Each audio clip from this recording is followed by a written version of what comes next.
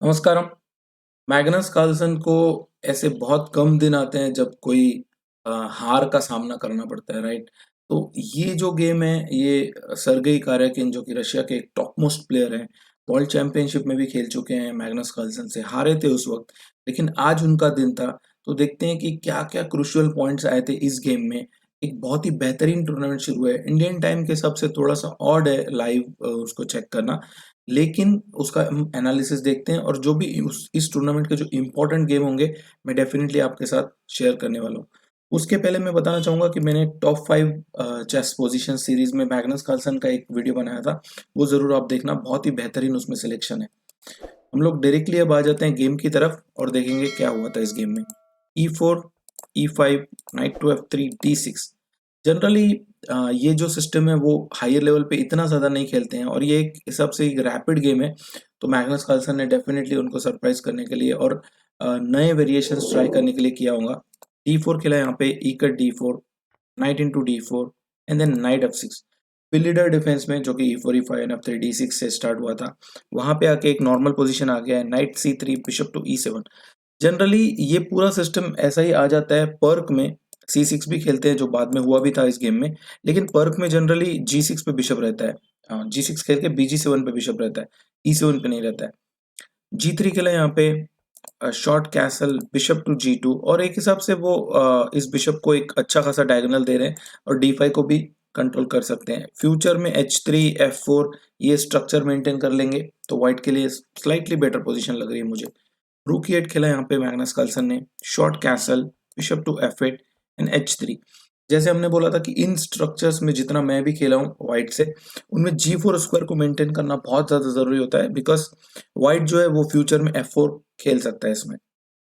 सो यहाँ पे night BD7 खेला एंड देन आफ्टर G4 यहाँ पे इमीडिएटली G4 खेल दिया सर्गेई कारयाकिन ने। जनरली यहाँ पे बिशप E3, क्वीन D2, रुक A D1, रुक F E1, ये सब खेल के भी आप बाद में भी कर सकते हो, लेकिन उन्होंने पहले ही खेल दिया। और एक हिसाब से अब ये पोजीशन जो है किंग साइड में, तो उनके पास ज्यादा स्पेस है। इस टूर्नामेंट की बात करें तो फिलहाल अनीश गिरी लीड कर रहे हैं डे 2 पे। डे 1 पे भी वही लीड कर रहे थे, डे 2 पे भी उन्होंने अच्छा खासा स्कोर कर लिया। मैग्नस कार्लसन के साथ भी उनका एक ड्रॉ हुआ, लेकिन मैग्नस कार्लसन उतना अच्छा कुछ कर नहीं रहे। फर्स्ट डे में क्या हुआ, हम लोग थोड़ा स्टैंडिंग भी देख लेते हैं कि क्या हुआ था इसमें, क्या फिलहाल पोजीशन है। ये उसका स्टैंडिंग है, अनीश गिरी 6.5 के साथ लीड कर रहे हैं। कार्लसन हालांकि इतना दूर नहीं है और नाकामुरा भी इतना दूर नहीं है, मतलब आधा एक पॉइंट का ही फर्क है सब में, लेकिन फिर भी ये बहुत बड़ा फर्क है और अनीश गिरी के लिए एक ये अच्छी बात है कि टॉप टूर्नामेंट में वो लीड कर रहे हैं, राइट। लेकिन अगर हम इस टूर्नामेंट की बात करें तो फर्स्ट राउंड में क्या हुआ था कि मैग्नस कार्लसन का माउस स्लिप के कारण एक गेम चला गया और एक सेकेंड डे पे ये हार गए वो, राइट। तो डेफिनेटली अभी भी उनके पास चांस है बाउंस बैक करने का। तो हम लोग अब जाते हैं गेम की तरफ वापस। G4 खेला, नाइट टू C5, E4 पे अटैक है, रुक E1 खेला यहाँ पे एंड देन आप देखिए यहाँ पे कि C6 आ गया। अब डेफिनेटली जैसे मैंने बोला था कि पर्क में जनरली G6 खेल के बाद में BG7 खेलते हैं और ये स्ट्रक्चर्स हमेशा बहुत कॉमन है। उसमें A5 आप खेल सकते हो ताकि B4 के नाइट को कभी भी कोई किक नहीं कर पाए, राइट। सो G5 खेला यहाँ पे व्हाइट ने और सिंपली अब नाइट पे अटैक है, नाइट FD7, F4। व्हाइट थोड़ा सा अग्रेसिव मोड में लग रहा है, specially in the king side, क्योंकि जैसे आप G6 खेलोगे ना तो व्हाइट के पास H4, H5 भी है, F4 भी है, कभी F5। उसमें होगा ये कि अब नाइट E5 जो है वो एक स्पॉट मिल सकता है आफ्टर F5, लेकिन व्हाइट के पास स्पेस तो बहुत ज्यादा है किंग साइड में। A5 खेला यहाँ पे, B4 को स्टॉप किया, bishop to E3, queen C7। अब बहुत बार क्वीन C7 पे रखते हैं इसमें, बिकॉज आपके पास क्वीन के लिए और कोई अच्छा स्क्वायर फिलहाल है भी नहीं। कभी कभी क्वीन B6 भी आप जा सकते हो, बट फिलहाल क्योंकि बिशप E3 पे पड़ा हुआ है तो it will be risky to keep this bishop, to keep this queen on B6। So A4 खेला यहाँ पे। जनरली ऐसे ऐसे मूव्स पोजिशनली थोड़े सही रहते हैं, बिकॉज आप क्वीन साइड में उसको स्पेस नहीं देने जा रहे हो। अदरवाइज कभी ऐसा हो सकता है कि ब्लैक खुद ही A4 खेल देगा। तो नाइट A6 खेला यहाँ पे, जो D7 का नाइट है उसको C5 लाने की कोशिश कर रहे हैं। क्वीन D2 खेला, नाइट C5, और फ्यूचर में ऐसा हो सकता है कि ये नाइट जो है वो E6 जाके एक्सचेंज कर ले, बिकॉज मुझे लगता है इस पोजीशन में बहुत जरूरी है ब्लैक के लिए एक या दो कुछ पेयर एक्सचेंज हो जाए यहाँ पर, ताकि ब्लैक के पास होता क्या है कि आपके पास स्पेस कम है तो आप एक दो पीसेस एक्सचेंज करोगे तो आपका पोजीशन कंफर्टेबल हो जाएगा, राइट। सो यहाँ पे वो जरूरत थी, रुक AD1 खेला, फाइनली व्हाइट के सभी पीस गेम में आ चुके हैं। H4 H5 फ्यूचर में आ सकता है, सिर्फ G4 को कंट्रोल करना जरूरी है। बिशप टू D7 खेला, knight D2 and then maybe बी नाइट अब वो शिफ्ट कर रहे हैं G3 पे, क्योंकि E4 पे अब उतना ज्यादा प्रेशर है नहीं। और A6 का नाइट, जैसे हम बोलते हैं ना कि कोने में घोड़ा काम करे थोड़ा, तो इस घोड़े को ना, इस चेतक को वापस लाना बहुत जरूरी है, राइट। तो रूक D1 खेला यहाँ पे, नाइट टू G3, और अब फ्यूचर में अब उनके पास अच्छा खासा यहाँ पे नाइट बैठा हुआ है, E4 को प्रोटेक्ट कर रहा है। कभी भी आप F5 जा सकते हो, इवन H5 भी जा सकते हो, H4 H5 आपके पास हमेशा है। तो व्हाइट का पोजीशन बहुत ही कंफर्टेबल लग रहा है। क्वीन C8 खेला, H3 पे अटैक किया, किंग H2। ऑब्वियसली वो फोर्स कर रहे हैं कि ये पॉन पुश हो ताकि बिशप G4 जो है वो आ सके यहाँ पे। तो यहाँ पे D5 ब्रेक दे दिया उन्होंने। अब यहाँ पे जरूरत थी कि अगर आप पॉन मार भी लोगे यहाँ पे तो डेफिनेटली मैग्नस कार्लसन को जरूरत थी कि भले ही मैं एक पॉइंट डाउन रहा हूँ बट एक्टिविटी बनी रहे। जैसे हम हमेशा बोलते हैं ना, एक्टिविटी वर्सेस मटेरियल में मटेरियल को उतना ज्यादा इंपॉर्टेंस नहीं दे सकते हो आप कुछ वक्त पे जब आपकी एक्टिविटी बिल्कुल नहीं है। आपको एक्टिविटी के लिए फाइट करना ही पड़ेगा। सो यहाँ पे E5 खेल दिया, किसी भी प्रकार का कोई चांस नहीं दे रहे हैं यहाँ पे ब्लैक को। और ये जो पॉन्स लग रहे हैं ये बहुत ज्यादा डेंजरस हैं फ्यूचर में। ये जो स्पॉट है F6 ये बहुत ही अच्छा बन सकता है। इवन आप कभी नाइट H5 और नाइट F6 जाके सैक्रिफाइस भी दे सकते हो। ऐसे पोजीशंस में जब अपोनेंट का एक नाइट गेम में आ ही नहीं रहा है तो आप अगर पीस डाउन भी रहोगे ना तो भी ज्यादा फर्क नहीं पड़ने वाला है, क्योंकि किंग साइड अटैक आ रहा है उसमें। तो नाइट B4 खेला फाइनली मैग्नस कार्लसन ने, क्वीन F2 खेला, C5 मर रहा है, B6 प्रोटेक्शन दिया उसको, बिशप टू D4। अब बिशप D4 के बाद जब एक बार E5 पे अटैक अगर सपोर्ट आ जाता है व्हाइट का अच्छा खासा, तो F5 F6 भी आ सकता है इसमें। सो बिशप F5 खेला, F5 को रोक दिया उन्होंने यहाँ पे, C2 मर रहा है, रुक E2 खेला यहाँ पे।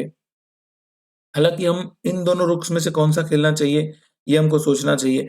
अगर आपका फ्यूचर में कभी H4 H5 का प्लान है तो E2 बिल्कुल नहीं खेलना चाहिए, बिकॉज BG4 आके इन दोनों में से प्रॉब्लम्स आ सकती है। भले ही F3 बिशप आ रहा है बट उनको तो एक्सचेंज ही चाहिए, राइट। इसीलिए कभी कभी आप सोच सकते हो कि इस कलर में रुक D2 खेलें और इस रुक को वापस यहीं पे रखें, राइट। तो यहाँ पे G6 खेला, knight to F5, queen to F5 and H4। अब जैसे मैंने बोला था कि रुक E2 पे तो रखा है पर H4 नहीं खेल सकते हो, तो उन्होंने मार दिया उसको और H4 खेल दिया, बिकॉज अभी ये पॉन्स बहुत ज्यादा अच्छे लग रहे हैं व्हाइट के। और साथ ही साथ सबसे इंपॉर्टेंट मूव आ रही है बिशप H3, जिसमें इस डायगोनल पे अच्छा खासा कंट्रोल हो जाएगा। और F5 जो ब्लॉक है वो परमानेंट ब्लॉक नहीं है फिलहाल, राइट। तो यहाँ पे नाइट E6 खेला, और अभी आप देखिए नाइट E6 में एक्चुअली यहाँ पे रुक F1 खेला, और रुक F1 जैसे ही आया यहाँ पे, सो फाइनली रुक F1 के बाद यहाँ पे C5 खेल दिया ब्लैक ने, एंड देन C5 के बाद यहाँ पे जो है बिशप E3 खेलना पड़ा।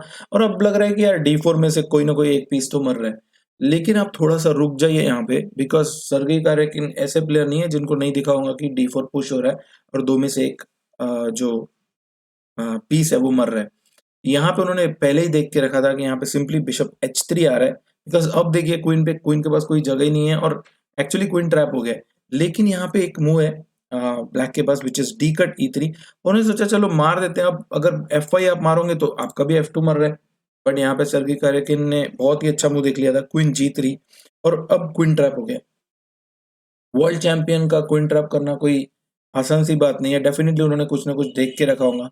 और ये पोजीशन अगर आप इंजन पे भी चेक करोगे तो इतनी ज्यादा खराब नहीं लग रही है ब्लैक के लिए, अभी भी वो गेम में है। तो उन्होंने क्वीन C2 मारा यहाँ पे, रुक into C2, night into C2, और ये एक परफेक्ट गेम है, मिडल गेम में है, जो आप टाइम प्रेशर वाले पोजीशन में या फिर रैपिड या ब्लिट्स में खेल सकते हो, बिकॉज इसमें जो प्रेशर था वो तो निकल गया है। अब भले ही उनके पास क्वीन नहीं है बोर्ड पे, लेकिन उनके पास मटेरियल है, एक नाइट है, एक रुक है, और एक आध पॉन भी है एक्स्ट्रा, राइट। तो ये बहुत बढ़िया पोजीशन लग रहा है दोनों के लिए खेलने लायक, लेकिन डेफिनेटली व्हाइट अभी भी बेटर रहना चाहिए।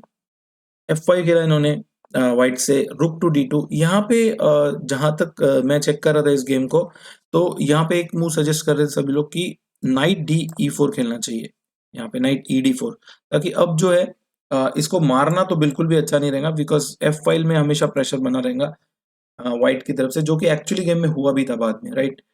तो यहाँ पे रुक D2 खेला, चेक दिया, king H1, pawn takes pawn, bishop into pawn, और अब जाके उन्होंने पॉन पुश कर दिया। ये कंप्लीटली गलत ट्रैक था एक्चुअली, देखा जाए तो एनालिसिस की बात कर रहा हूँ मैं। ऑन द बोर्ड डेफिनेटली आपको लगता है कि नेक्स्ट मूव पॉन क्वीन बन रही है तो उनको पीस देना ही पड़ेगा, बट उन्होंने एक कॉम्बिनेशन जो है वो मिस कर दिया था मेरे हिसाब से, बिकॉज उसके भरोसे मैग्नस कार्लसन ने अपने ऊपर और ज्यादा प्रॉब्लम्स क्रिएट कर लिए, राइट। नाइट E2 मार दिया उन्होंने, फोर्स था ये, रुक इनटू E2 मारा, बिशप इनटू E6, ये बहुत ही जरूरी था, बिकॉज आप देखिए यहाँ पे कि E2 का रुक अनसपोर्टेड है, and then with this E2 रुक F7 भी मुश्किल में, राइट। तो ये बहुत ही अच्छा नोटिस कर लिया था सर्गेई कारयाकिन ने, और हो सकता है कि टाइम कम था तो उस हिसाब से मैग्नस कार्लसन ने मिस कर दिया हो, या फिर वो शायद उनको लगा वो ओनली होप है कंटिन्यू करने की। रुक E6 मारा एंड देन क्वीन F3।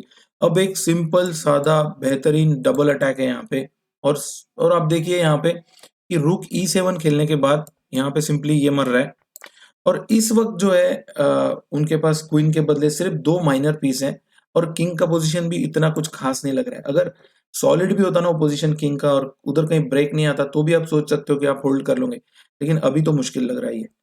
तो नाइट D4 खेला, queen to C4, knight C6, queen B5, and then finally अब B6 मर रहा है, नाइट इंटू E5 मार दिया, क्वीन इंटू B6। अब प्रॉब्लम ये है, ये वाली ईट अगर चली जाएंगी ना तो सभी ईट गिरने वाली है, मतलब आप समझ रहे हो मैं बोल रहा हूँ कि जो बेस है वो अगर टूट गया तो फिर मुश्किल हो जाती है सब चीज के लिए।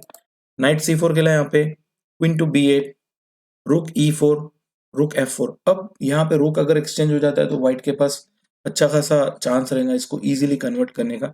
रुक इंटू F4 मारा, queen into F4, and then knight B2।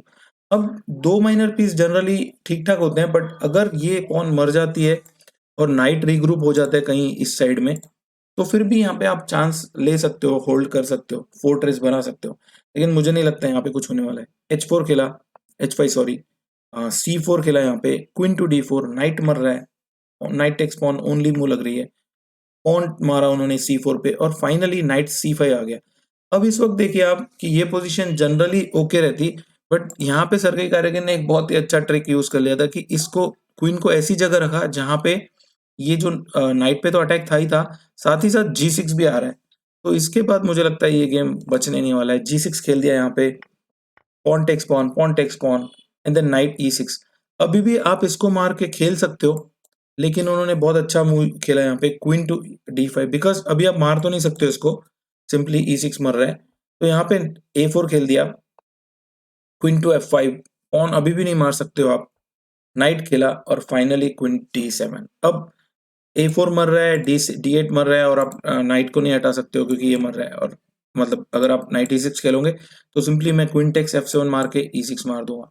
और तो यहाँ पर आकर हमारे जो करंट वर्ल्ड चैंपियन है, सबसे स्ट्रॉन्गेस्ट प्लेयर है मुझे लगता है आज तक के हिस्ट्री में, मैग्नस कार्लसन, उन्होंने रिजाइन कर दिया, और ये उनका एक्चुअली पहला लॉस था देखा जाए तो। फर्स्ट डे पे उनका माउस स्लिप हो गया था, तो आप उसको बहुत ज्यादा ऐसा नहीं कहा क्योंकि उनका पोजीशन अच्छा खासा था, लेकिन इस गेम में उन्होंने थोड़ा सा पहले से ही पैसिव स्ट्रक्चर यूज किए थे, और उनका कोई भी ट्रिक चला नहीं, खासकर क्वीन ट्रैप होने के बाद उनके पास ज्यादा कुछ चांस नहीं था। बीच में एक चांस था नाइट D4 खेलने का, बट रुक D2 के बाद बहुत ज्यादा मुश्किल में आ गए थे वो। तो सर्गेई कारयाकिन का एक अच्छा खासा विन था ये मैग्नस कार्लसन के अगेंस्ट, और रिसेंटली बहुत ही कम गेम हारे हैं मैग्नस कार्लसन। फिर से एक बार हम स्टैंडिंग देख लेते हैं इसमें कि क्या हुआ है। फाइनली फिलहाल अनीश गिरी लीड कर रहे हैं, लेकिन आज उसका थर्ड डे है, तो डेफिनेटली हम देखेंगे कि मैग्नस कार्लसन और नाकामुरा शायद से अच्छा खासा बाउंस बैक कर सकते हैं।